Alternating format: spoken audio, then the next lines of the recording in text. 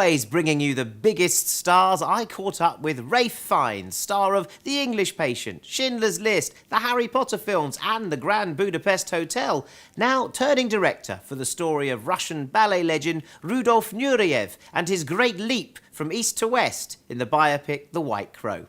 In our exclusive Vera chat, Ralph tells me about his film favourites. Ralph, congratulations on directing another one, The White Crow. Why Rudolf Nureyev? What's in the character that made you want to direct a film about him? His determination and his ferocious self-will, or ferocious desire to realise himself. That moved me when I first read a biography, or the first chapters of a biography that dealt with his childhood and his youth. It's just really... and culminating in the defection, really.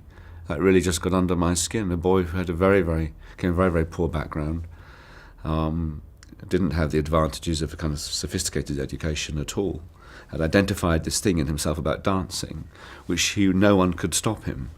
I just feel that I'm excited by his story.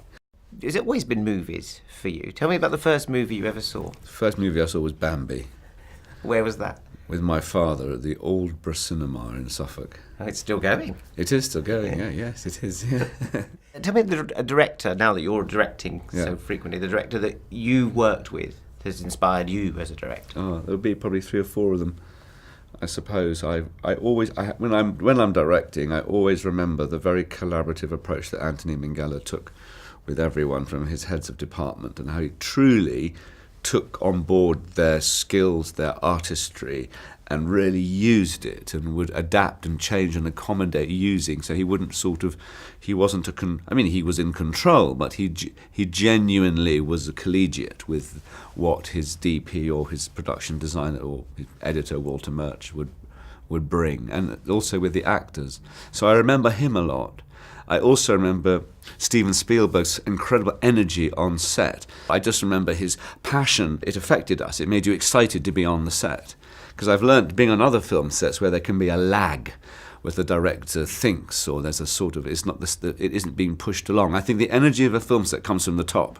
And even though the first assistant director's job is to move it along, they will often only move it along in relation to how they are being pressured by their director or producer. I also love I love the precise, fastidious precision of Wes Anderson. I love that.